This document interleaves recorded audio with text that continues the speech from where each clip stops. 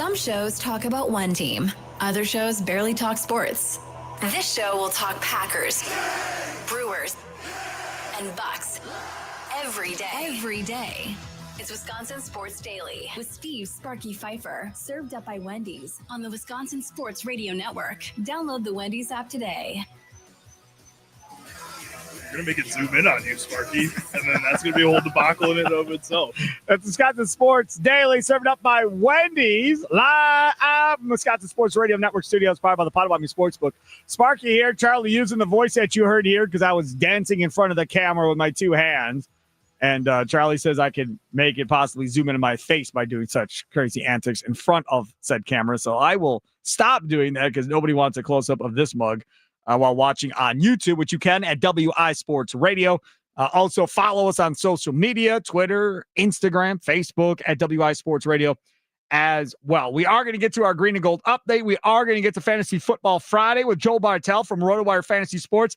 If you have questions, you can either call up at 420 when we have them on, or you can text in between now and then or during the segment. Nicolay Law Talk and text line 414-677-1250, 414-677-1250. And then our Follow the Money segment with Potawatomi Sportsbook manager Austin Herdina comes up at 440. We'll hear where all the most money is being bet this weekend at the Potawatomi Sportsbook. Looking forward to that. Before we all do all that, everybody's favorite, Trav and Brown Deer, you're up to lead off the 4 o'clock hour here on Wisconsin Sports Daily, served up by Wendy's. What's up, Trav?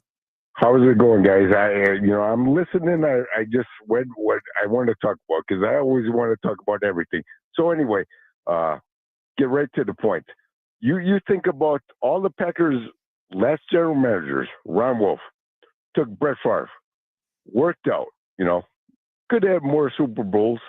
Mike Sherman? He was an intern after that. Ted Thompson didn't like him. Took Aaron Rodgers, won the Super Bowl. Yep. Gutekunst took Love, open for David. But when you think about it, these general managers, they see something, and then after their third year, they excel. Yeah, I agree with you. And the other part about this, too, if we're looking for some synergy here, as we talked about it last week, earlier this week, the number 27, the Packers have scored 27 in all their wins. Brett Favre won his first Super Bowl at age 27. Aaron Rodgers won his first Super Bowl at age 27. Jordan Love is closing in on his 27th birthday. That's nice, yeah. So, yeah, I mean, if we're looking for synergy there, then that all plays together. Yeah, Sparky, you got to have health and but yeah, yes, the stars.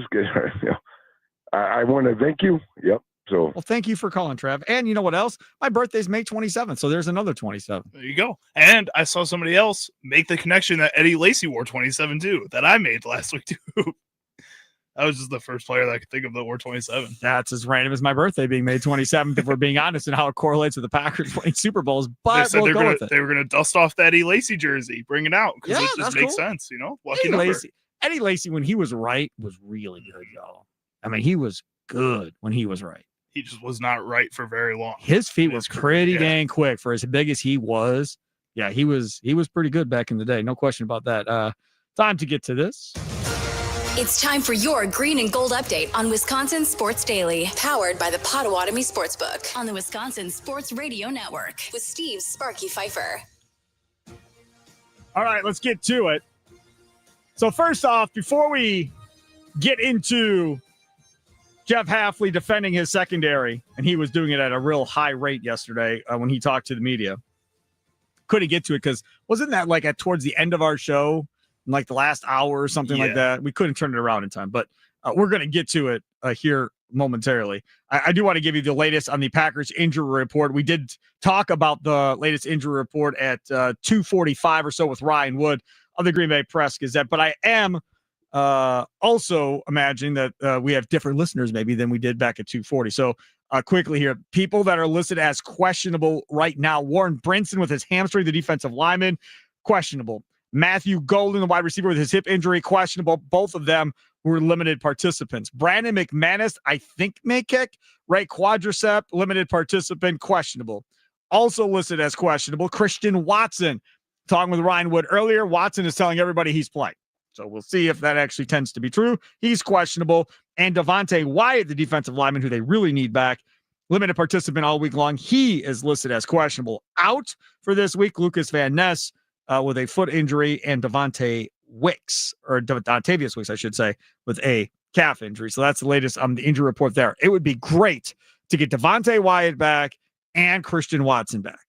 And I'd be fine with the rest of them coming back too. But those two, for me, are the two guys who can really have the biggest impact on the game. Now, Ryan Wood pointed out that he questions how many snaps Christian Watson will even get if he does come back. So maybe that impact won't be as big. But again, it's a step in the right direction to continuing to build him up, Charlie, to where he can be that explosive player again in this Packers offense. Definitely. And it would be really nice to see him add that extra element to this Packers offense. I think what we saw last weekend with George Kittle being inserted back into that San Francisco offense, even though they were missing a lot of players, it still takes some time to get guys who have been out for a certain period of time to get reintegrated back into that offense and back into that system, even if they are of the caliber of like a George Kittle. And Christian Watson isn't George Kittle. He's a very good player, but it's going to take a little bit of time, especially with some of these other relationships that Jordan Love has started building here. So I wouldn't expect anything in the first game that Christian Watson plays if it is this week. I probably wouldn't expect anything in the second game. It's probably going to take at least 3 weeks for them to get that relationship back going again. You know, for me, when we talk about guys and how they impact things, this Packers team, as we talked about earlier, is second best in the league, averaging less than, I think, 75 yards, giving up rushing. And I thought, like most, that when Devontae Wyatt went down, that was going to be a problem. But you know what's crazy about all of this? Do you know where I think the bigger issue was? The push in the middle, I think, became the bigger issue. The lack of the pass rush in the middle, I think, is kind of really what they're missing in Devontae Wyatt, even maybe more so than stopping to run, Charlie. I think so. I think what we've seen is when guys like Wooden or one of these other players can actually get going in that defensive front, it helps that defensive backfield 10 times over. It is one of the most beneficial things that this Packers team can get out there, and it takes attention away from a Micah Parsons as well. So you just need some of these guys to be more consistent, and when you get a Devontae Wyatt back, it should be a lot more consistent.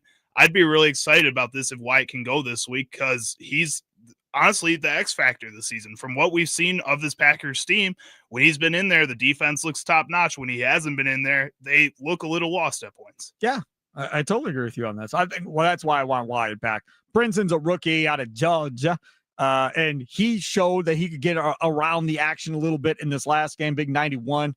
So it'd be nice to have him back too. But again, the bigger deal here for me is Devontae Wyatt.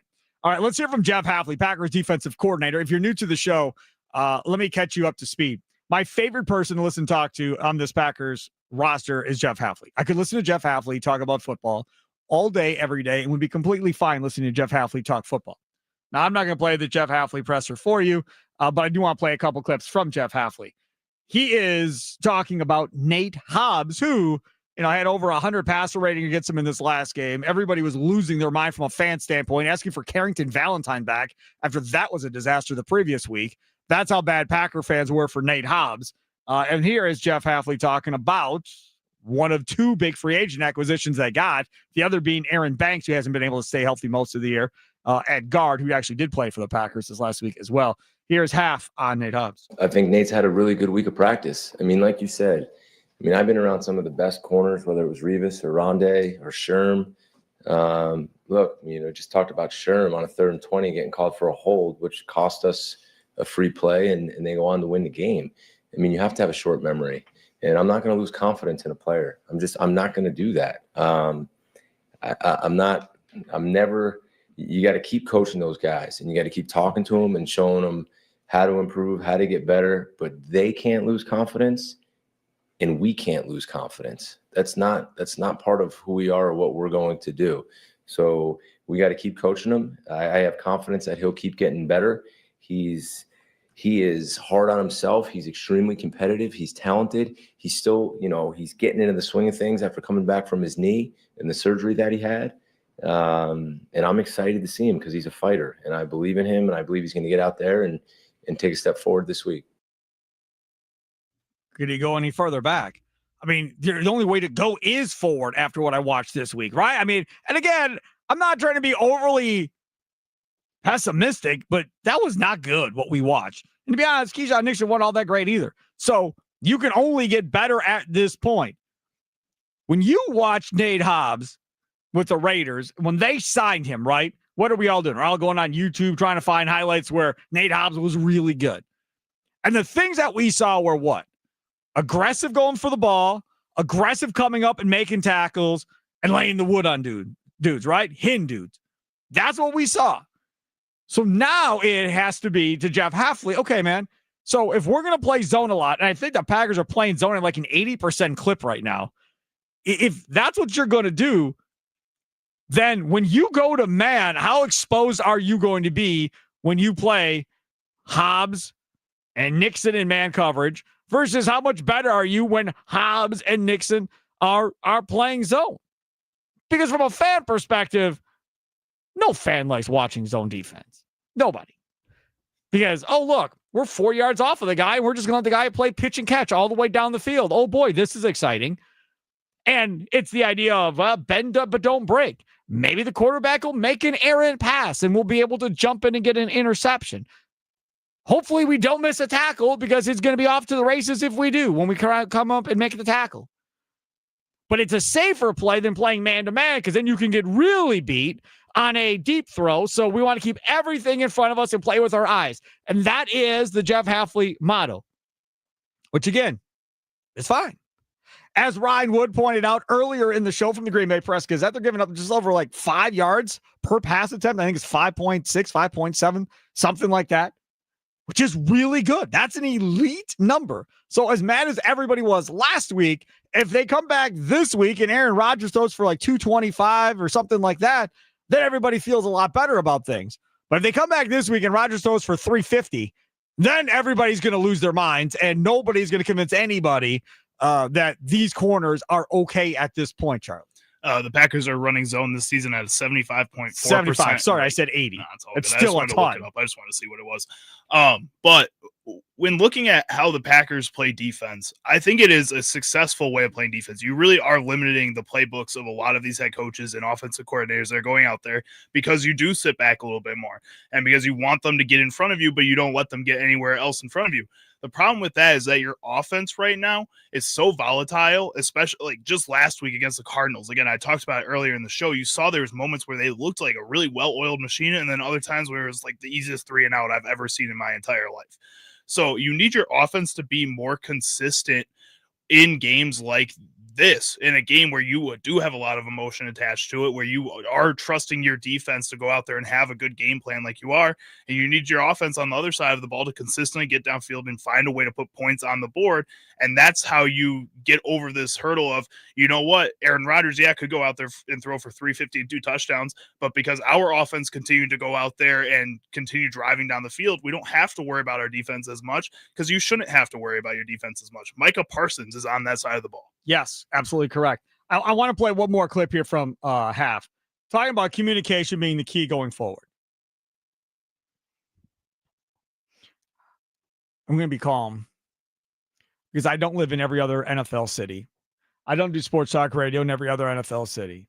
So maybe this is a talking point every single year in every NFL city across this country. Maybe every year at some point, a coach on defense talks about communication. But I'm telling you, having done this forever, man, like every year I hear, that busted coverage was because this guy didn't do this and that guy didn't do that and they weren't on the same page and that's what happened there.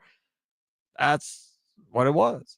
And the defenses that weren't very good over the course of our time as Packer fans, normally that's what it became. That was the issue.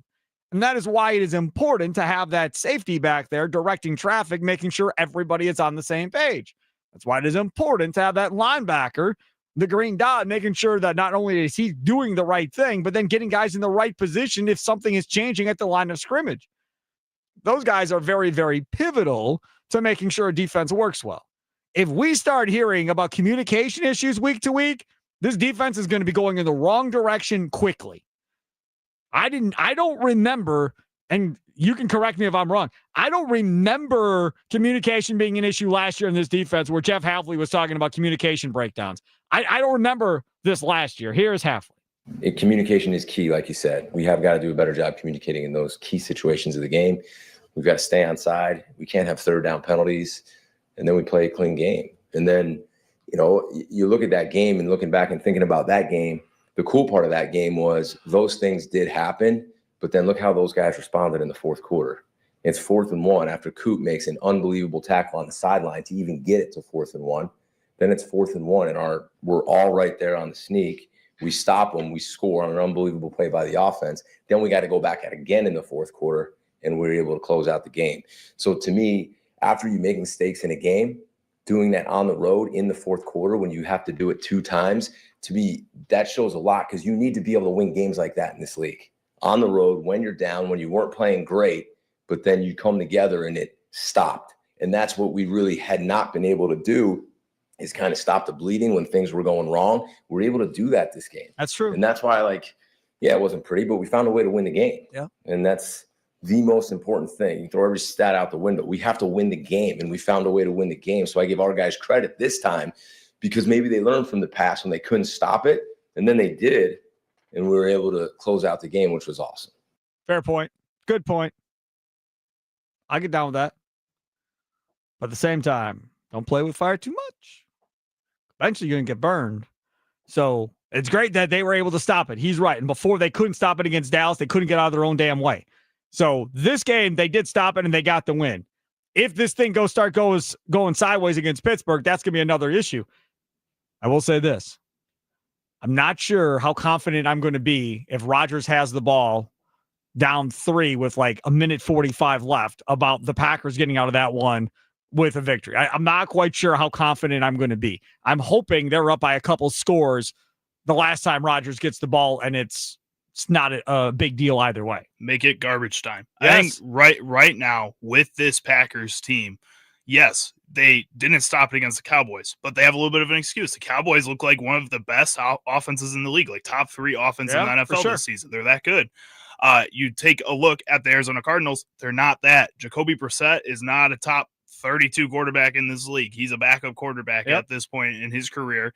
And the Cardinals are in disarray, consistently in disarray. And you were kind of able to stop that. That's a problem. And like you said, you don't want this to continue going. Pittsburgh's going to be a little bit of a harder challenge than Arizona. You have to nut up a little bit. All right, that's a thing. I don't know if you can say that on the radio, but you just did. Joe Bartel, RotoWire Fantasy Sports comes up next. Fantasy Football Friday. Get your questions in, text them in, call them in, use the YouTube dugout chat as well at WI Sports Radio. Nicolay Law Talking text line 414-677-1250, 414-677-1250. When the Bucks win, you win at Wendy's. They play coming up here at 5:30 against the Raptors. After every Bucks win, stop by any participating Wisconsin Wendy's for a free small vanilla or chocolate frosty classic. No purchase necessary. This offer is only good for 24 hours after a win, so act fast and get that free small frosty classic at Wendy's. It's Wisconsin Sports Daily, served up by Wendy's, live from the Wisconsin Sports Radio Network studios, powered by the Potawatomi Sportsbook. Sparky here.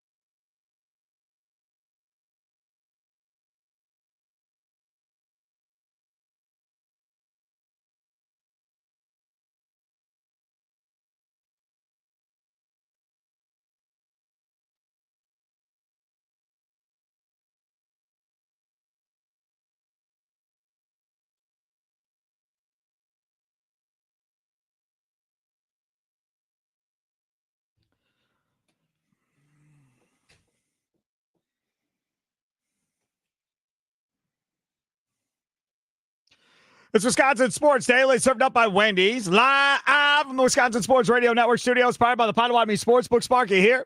Charlie using other side of the glass. Football Friday continues. Some fantasy football now with Joe Bartel. Follow him on Twitter at JB Fantasy Sports. He joins us on the Wisconsin Sports Radio Network guest hotline, powered by Gruber Law. How are we doing today, Joe? Yeah, doing all right. I guess it's not been too cataclysmic in terms of injuries, at least yet. So that's good with 6 teams on bye. It's going to be difficult for everyone. So we're just trying to get through it from a fantasy perspective. It's funny. It is going to be difficult for everyone. And one member of my family has Jaden Daniels, Matthew Stafford are the 2 quarterbacks, and got screwed up last week, played the wrong one. And now this week is trying to find a quarterback and came to me and said, what do I do? And, you know, there are some people out there, and I was like, I'm Cam Ward. I'm going to go Cam Ward. That's where I'm going. The Colts have given up like 700 yards of offense, I think, the last couple of weeks. So that was my advice. That's what they ended up doing. So, well, I hope you're right. We'll see what happens. But I know Tennessee stinks, but that Colts defense, as good as that Colts offense is, that Colts defense has given up some points this year. You're a Colts fan, right? Do I remember that correctly? Yeah. Okay. Correct. So Charvarius Ward, which I missed last week on injured reserve due to that concussion that happened pre-game. That's such a tough thing. I would not recommend Cam Ward. We're talking about 26 quarterbacks. I think he'd be like 24th. Maybe Tua is 25 and somebody else is 26. Like, I'd rather play Joe Flacco. I'd certainly rather play Aaron Rodgers. None of them available. Yeah, I might even go Marcus Mariota, and like if that's the case, like if Cam Ward's one of the last ones. Not good, Marcus. I'd take you over Marcus Mariota. Stop. I'm not going to get 50 Marcus yards rushing Mariota. in a Holy game, crap. whereas Marcus Mariota might be able to. I don't know if Cam Ward can. I mean, like if we are down to that level where we're talking about basically literally the last quarterbacks, I mean, it's an answer by default, and I think a lot of fantasy managers will be like, all right, well, I'm probably going to lose this week anyway. If we're debating between Marcus Mariota and Cam Ward, it isn't a question of who's going to score more fantasy points, but all right, let's look forward to week 9, right? You know, that's how it goes. Marcus Mariota, Andy Dalton, Carson Wentz, Gabriel, Tyrod Taylor. Those are your options. Yeah, Dylan Gabriel would have been 26 for me. I just can't stand playing him. I don't mind Tyrod Taylor either against the Bengals. It was a lot like playing Jacoby Brissett last week, where you kind of had some faith there's going to be a guaranteed floor, and the Bengals defense gives you that. The only issue is Aaron Glenn will not confirm that Tyrod Taylor is going to be the starting quarterback and won't do it until the game starts. So I can't go down that direction either. Of those options, I still don't mind Marcus Mariota, but I get where Cam Ward's at too. You're right. The Colts defense gives a lot of points. They're favored by 14.5. Maybe there's some junk time production that happens from the Titans' perspective. I get it. All right, so Joe Bartel, RotoWire Fantasy Sports. If you have questions, let's go. Nicolay Law, talking text line 414-677-1250, 414-677-1250. The 414, need to replace A.J. Brown, Tez Johnson, Mooney, Troy Franklin, or Christian Watson. Yeah, I'm happy Watson's going to make his season debut. I'd be shocked if he plays more than 15 snaps. That's just not how the Packers do things, especially with these sorts of injuries. So he's not even. Hold on a second. You're kidding me, right? We sent Jair Alexander back out there when he was hurt and got him re-injured again. We've done the exact same thing to Zach Tom. We've done this plenty in the last 2 years, sending guys out there and overextending and getting them re-hurt again. I would agree in those certain instances. I don't think that's really established trend though of the Packers, and often they end up putting them out there on games that really matter. I don't know if it's this one, a Week 8 contest Sunday night against the Steelers. It'd be historically unprecedented to have Watson play anything more than 15 snaps across the NFL, right? Like coming off this series as fast as he has been. I don't really think they're that type of team that runs out those guys injured, but I guess maybe we can differ on that. To answer the question though, I think Tez Johnson's probably the call. Like, I think he's going to get some volume. I get a little bit nervous. I mean, if he's 165 pounds, I'd be shocked. Like, that guy shouldn't be getting 7, 8, 9 targets, especially across the middle of the field. But what choice do the Buccaneers have? Emeka Buka's going to be healthy, but outside of that, it's been real bleak. No Chris Godwin, no Jalen McMillan. Doesn't seem like he's going to be returning. Mike Evans out. Like, I think Tez Johnson just sees some volume. And if the Buccaneers are to beat the Saints this week, it's because Baker Mayfield was once again awesome passing the ball. So Tez Johnson's my answer. Bo Nix, though, man, this week. Bo Nix, he might have a week.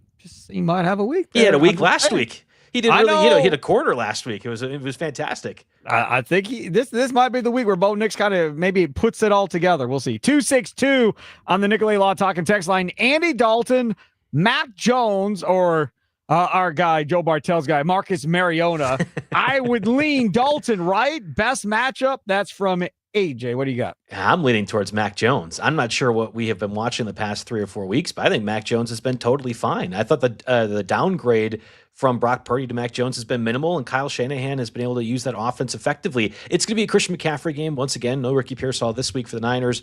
I'm playing Mac Jones confidently out of that group, and I don't know if I think Andy Dalton against the Bills is a better matchup than Mac Jones against and Kyle Shanahan against whatever the Texans defense. Texans defense is good, but I think Mac Jones is definitely the call. I told Charlie and Tommy this off the air at one point. If you ever get a chance, look up the video of Mac Jones when he gets selected in the draft. And I'm telling you, when I saw him walk, I was like, I am out on Mac Jones. I'm not touching Mac Jones ever. There's no chance when I saw Mac Jones walk. Just the walk, he looks like, I don't know, somebody that's had several kids or whatever later in life walking after they've had the children. It does not look. What is it? What does that mean? Exactly. Go watch it. Are you on you can't do it now because you're on Zoom on this computer. Just Google it. Look it up on YouTube. Well, I'm telling you. And then he does not walk like an athlete. I told you Mac was short for McCorkle. You said that was even worse now. Yeah, that is something to be judge worthy. Whatever. I mean, are you trying to insult the legion of audience that has multiple children here? Like the listening base is going to be all like, "What are you talking about, Sparky? I walk weird." Just look, man. The man does not look like an athlete. I'm just to watch his gait or whatever, you're just going to laugh. That's exactly what Charlie looked it up and busted out laughing. And then Tommy Wirtz came over and he started laughing. I was like, how did nobody watch the NFL draft that year and not be like, yeah, I don't want him on my team.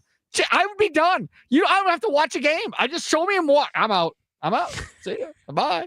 No analytics needed there. You would have looked interestingly wrong in the first year, but then correct every year after. And ironically, that's how I describe Bo Nix as well, too, without the gate sort of thing. So that you are the quarterback whisperer in terms of I don't know. When you get down with this, you're going to go look, and then you're going to text me and just with, ha, ha, ha, oh, my goodness. Yeah, it's very, very true. All right, some other ones, if you want to get on board, whether you want to talk about Mac Jones walk or whatever the case may be. Nicolay Law Talk, text line 414-677-1250, 414-677-1250. Other quarterbacks that you might like going into this week. I can't, maybe you like Love, maybe you like Rodgers in that matchup. I'm not quite sure. Maybe you go somewhere else. Yeah, Michael Penix was the top streaming candidate that was widely available, at least when I wrote the waiver wire article on Monday. He was about 22% roster in Yahoo. I don't feel great about the fact. I don't know if he plays. And honestly, if I'm the Falcons, I'm just going to have Bijan Robinson and Tyler Algier run 50 times and just win by 40 points. Like this smart. This is the frustrating part about week 8 when 6 teams are on bye. Like I keep talking about it next week too, of 4 teams on consequence. We're talking 4 teams of consequence on bye as well. We're talking about over a 2-week stretch, 10 teams that are going to matter fantasy wise either this week because of the attrition or next week due to the talent that you're going to have really difficult situations. The Falcons should win by 40 points. This Dolphins team is just an embarrassment right now. And yet I think they can easily do so by only running the football. And that's why Michael Penix really isn't one of those guys. I like him slightly more than my guy, like you said, Marcus Mariota, or even going down to that level, like the Tyrod Taylors, the Andy Daltons, the Mac Jones of the world, that we have of 26 teams playing, at least 6 of them are using some variation of backup quarterback or ineffective one. It's just going to be bleak this week. And I think this will probably be the lowest scoring week for winners across the board in fantasy, and hopefully you can scrape out the quarterbacks that you might have. All right, let's talk about the running back situation as well here. There's a couple of different ones that I'm intrigued by, and I'm really intrigued by Breece Hall. And I'm scared to death of the Jets offense. I'll be honest with you. Obviously, the owner, Woody Johnson, slams Justin Fields. Aaron Glenn's out there like, I'm not going to tell you who I'm going to start earlier today. Okay, dude, like, what do you think you're going to do as far as pulling a wild card out of your head? It doesn't really matter who you pick at this point, but I'm scared. Like, Garrett Wilson scares me. Breece Hall scares me. I mean, even the tight end we were talking about last week, that ended up being a complete flame out. I don't trust anybody on the offense, no matter how talented they are. No, it's one of the worst offenses of all time, which is, I mean, all time is probably a little bit too dramatic, but it is one of the worst offenses this year. Garrett Wilson's out. Mason Taylor's questionable. Breece Hall is questionable. Tyrod Taylor's questionable. And this should be an excellent matchup against this Bengals defense that I don't think has Trey Hendrickson this week either. Like, if there was ever a spot for volume to ever happen for the Jets that doesn't count the fourth quarter, it should be this week. And I have zero confidence. Like, on my waiver wire article, I mentioned Josh Reynolds. If you were super deep, and I'm going through this list, like Josh Reynolds, Malik Washington, I think there was, I mean, I think I put Christian Watson on there just to have people aware that he's going to be picked up, or I'm sorry, playing at some point here in the near future. None of those guys I want to have out there. And I think the Jets are a perfect example. Now, the Brees Hall part of things is interesting because I don't know about you guys. I follow the salary cap pretty closely. I like to kind of nerd out with that stuff. If the Jets hold on to Brees Hall throughout the NFL trade deadline, I'll be shocked. I mean, he's at the end of his rookie year contract. They've been talking about how they don't have a lot of salary cap space to do different things. And I think there's a lot of teams that could use Brees Hall. So a guy like Isaiah Davis, not that you're playing him this week, but I do wonder if you almost mothball Brees Hall this week with the idea that you're going to be trading him and then have Isaiah Davis kind of be the feature back moving forward. It won't work well. I just don't think the Jets offense, like you said, is very good at all. But I would be shocked if Brees Hall is a Jet past week 10 of the NFL season. Well, one more for you here that I'm kind of curious on because we have Chicago, Charlie, Bears fan, all that. Bears offense, DJ Moore looks like he's playing. He's been upgraded to healthy and playing. What about Roma Dunze? Last year, he kind of bust out, was going to be, it appeared to be that next great wide receiver in this league, and maybe hasn't had the numbers to back that up necessarily this year. Yeah, Dunze really, I thought, I loved Dunze coming out of college. That was my, a lot of people liked Malik Neighbors or Dunze. It was always Marvin Harrison one. You'll hear people after the fact say, no, I liked Malik Neighbors more than Marvin Harrison. Those, you guys aren't real. But it was Malik Neighbors or Roma Dunze. I liked Dunze more than Neighbors. It wasn't a matter of saying one or the other is bad. I just liked Dunze more. I think a lot of people expected bigger things, especially with how great that rookie class was, and Brian Thomas Jr. came on towards the end as well. And it felt like Odunze put all that stuff together the first 3 or 4 weeks of the year, but it really was touchdown dependent from a fantasy perspective to have Odunze be that guy. Now, with the Ravens this week, I'm not sure if you saw that spread, but it opened the week with the Ravens almost by a touchdown favorite. And I don't know how that is the case unless Lamar Jackson's playing. And with that Ravens defense basically all being back and healthy now for the most part, they've been missing a bunch of guys the 2 weeks prior to the bye. I'm a little bit worried. Caleb Williams has not been the type of quarterback that I thought he'd be coming out of college. I don't know if it's the Bears stink or whatever else, but Caleb Williams has not been nearly the type of quarterback that he was supposed to be, almost like Trevor Lawrence in terms of generational quarterback, and then not. So Adunze's fine. I think you have to play Adunze this week. The only issue with 6 teams on bye, you have the JSNs and Amon-Ra St. Browns that are at the top, but the middle tier of receivers was cut out. Like I normally weekly rank these guys, and Jordan Addison was wide receiver 21. I would normally never have Jordan Addison anywhere near the 20s, but he was right there on the fringe because there's just so many of these guys outside that mix. So Adunze, I think I had like wide receiver 15. I'm assuming that he'll be okay in terms of if the Bears are scoring a bunch of points to keep up with Lamar Jackson. But if Caleb Williams keeps being ineffective, I would be a little bit more worried about the Chicago offense. Yeah, Lamar did practice today, listed as questionable going into the game this weekend. Joe Bartel, thank you very much. We'll do it again next Friday. All right, going to go watch Mac Jones walk. See you in 5 minutes here. I'll talk to you in a bit. I'm telling you right now, I cannot wait. Very good. There he is. There goes Joe Bartel off to watch the Mac Jones video on draft night. RotoWire Fantasy Sports. Follow him on Twitter at JB Fantasy Sports. He joined us on the Wisconsin Sports Radio Network guest hotline, powered by Gruber Law. One call, that's all. From him to a guy that's looking good. I can see him getting ready to come onto YouTube for his Friday hit. Man, this dude, Austin Herdania, he's smooth as butter. He is at the Potawatomi Sportsbook, the manager over there. And look at, I saw just flames of fire. Did you see that? Yeah. He was on fire, man. He knows how to do the graphics over there, too. My goodness. It's time to follow the money with Austin Herdania coming up next. Wisconsin Sports Daily, served up by Wendy's, live from the Wisconsin Sports Radio Network studios, powered by the Potawatomi Sportsbook. Speaking of, up for a game, Potawatomi Sportsbook right there with you for all international games and matches. The Midwest's best sportsbook opens early. Place your bets, kick back, enjoy the show on an absolutely enormous video wall. 2,000 square feet. Then grab a cold one along with food from a menu packed with flavor. The Potawatomi Sportsbook Kitchen. Amazing. Not for watching the game, but still want in on the action. You can wager on any sport, anytime at quick service kiosks. Bet above the rest at the Potawatomi Sportsbook.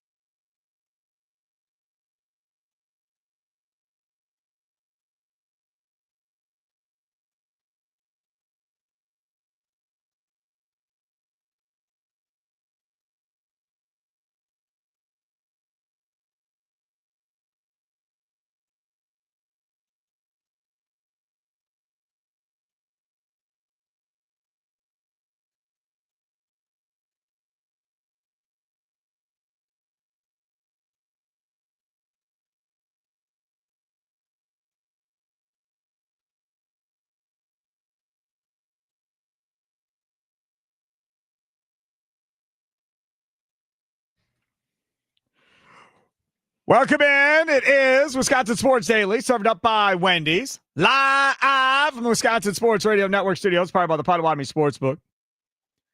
Buddy. It's time to follow the money with Austin Herdina, the sportsbook manager of the Potawatomi Sportsbook, on Wisconsin Sports Daily, served up by Wendy's on 1250 AM and 105.7 FM, The Fan. Come on, man. Austin Herdina is fire right now on YouTube. Follow him on YouTube. Go watch Austin Herdina at WI Sports Radio. Potawatomi Sportsbook Manager joins us now. How are we doing, Austin? Very well. How are you doing? You're making everybody die here. I mean, Tommy Wirtz is hanging out over here. You grab a microphone, Tommy. Tommy Wirtz is hanging out over here. Saw the flames go up from your screen and lost his mind. Dude, what was that? You just rose from there. That was insane. Our fantastic producer, James Hacker, over here. He's doing that today. I mean, how big dog is Austin Herdina to be like, you know what? I need a producer for my radio hits with Sparky right now. Right. That guy, he gets things done over at Potawatomi. He does. It's amazing. Hey, big UFC fight coming this weekend. Are you guys packed? Do you have room? Can people still make reservations? Still make reservations. Yeah, we still got room. Gosh, it's going to be a great fight. Early too. It's prelims start at 9 a.m. main card at 1 p.m. If you want to go to potawatomi.com, click on sportsbook and then reservations, you'll see your choices for the area and how much. Or Tommy can just text you. Tommy can text me. I'll see what I can do for him. We'll see. Oh, see, that didn't sound very encouraging. That didn't sound like he's allowed to really do that.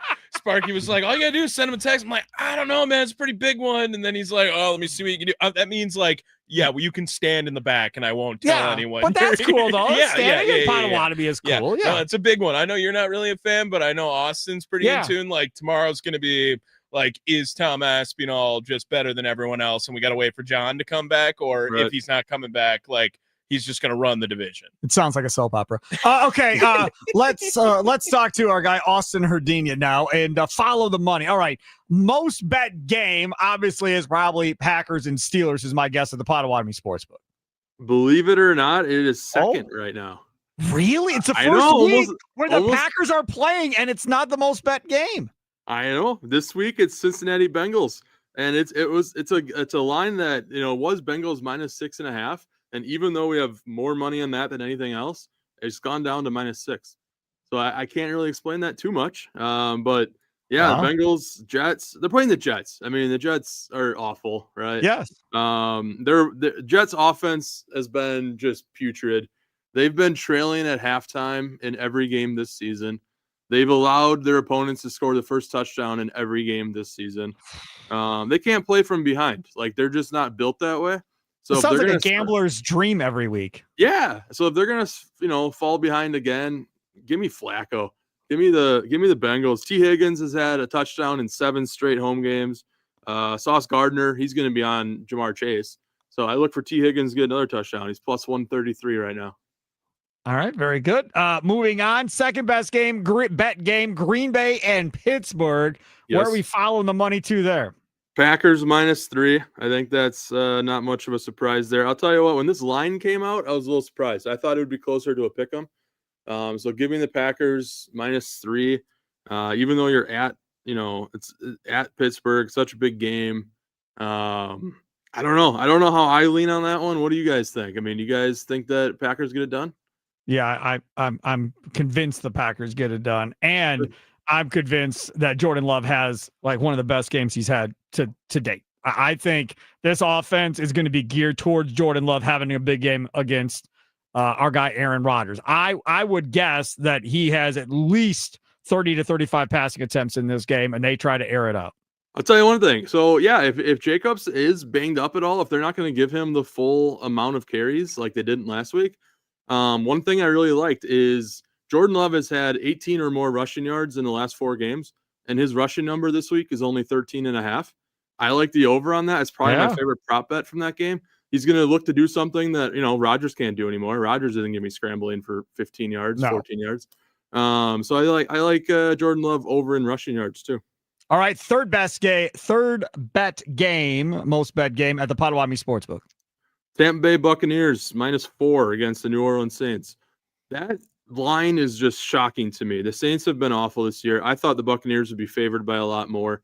I understand they have a lot of injury problems, but it's the Saints. Like I'm just surprised. So the bettors are obviously feeling the same way I do. They like the Buccaneers in this one. The Saints have been losing at the end of the first quarter in every game this season, similar to the way the Jets have been with their first half. It's just when you're a bad team, it's hard enough. It's hard enough to come from behind in the NFL. Even harder when you're a bad team. So I'm with the bettors and the Buccaneers this week.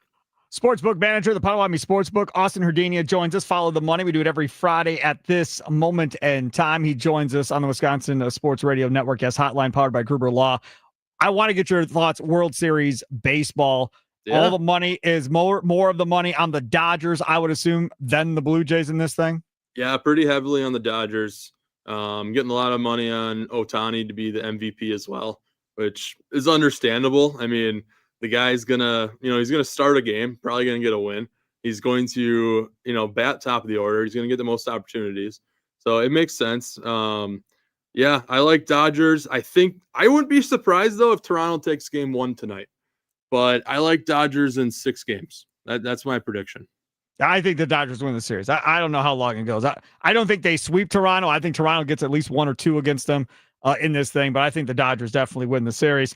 Thank you so much. And again, for people that want to reserve seats to come out, watch the baseball game tonight, or come out, watch the Green Bay game on Sunday, or full slate of college football tomorrow, full slate of NFL games on Sunday, how do they reserve their seats? Go to Potawatomi.com, click on the Sportsbook tab, and click Choose Reservations. And Sparky, I just want to say, did you not notice my beautiful tie today, honoring the World Series today? Look at this. No. I mean, I see that you're wearing a tie, but I can't see it close enough. So what's on the Look tie? at all these, it's all the logos from 1994, probably. I don't know. Nice. Yeah, I got it at a garage sale for $1. I couldn't say no. Look at you, you're a thrift shopper. That's right. Yeah, all right. Thrift shopping with Austin Herdenia, Saturday mornings at 6 a.m. Tune in. Austin, thank you so much, my friend. Have a good night. You too. There he is, Austin Herdenia, with his $1 tie, joining us on the Wisconsin Sports Radio Network guest hotline, powered by Gruber Law. One call, that's all. Charlie, what's your pick for this weekend? My pick for this weekend, I think I'm going with the Green Bay Packers in this one. I'm going to be positive there, at least, since I'm not positive about the Badgers this weekend. I'm going to say the Packers win this game in a duel with Jordan Love and Aaron Rodgers, where Jordan Love throws for 275 and 3 touchdowns. Great game. I'll take it. The Packers win 28-24. All right. I've got the Packers winning this one 24-20. Similar numbers, I think, for Jordan Love as well. Ryan Wood earlier, the Green Bay Press-Gazette, has the Steelers beating the Packers 23-20.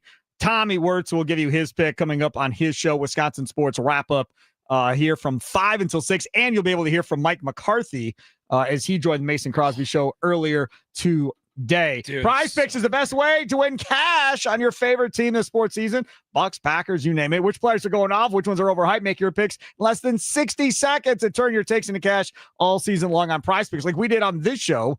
Stacking Giannis, going along with Con Knipple of the Hornets. And stacking means all you do is pick the same player up to 3 times in the same lineup. Pretty easy. You can do it for football, basketball, baseball, maybe with the game coming up tonight. Now you can pick all of them in the same lineup only on Prize Picks. Download the Prize Picks app today and use code Sparky to get $50 in lineups after you play your first $5 lineup. That's code Sparky to get $50 in lineups after you play your first $5 lineup. Prize Picks, it's good to be right. Must be present in certain states. Visit prizepicks.com for details. Charlie has that god-awful... You said you wanted to see it before we left. God-awful... Awesome. I just want someone to. That's a blanket with Greg Marcus and Marcus Theaters all over it, all kinds of pictures. Apparently, you can buy that thing online, and that's what Charlie got for his birthday. Enjoy your weekend. Toodles.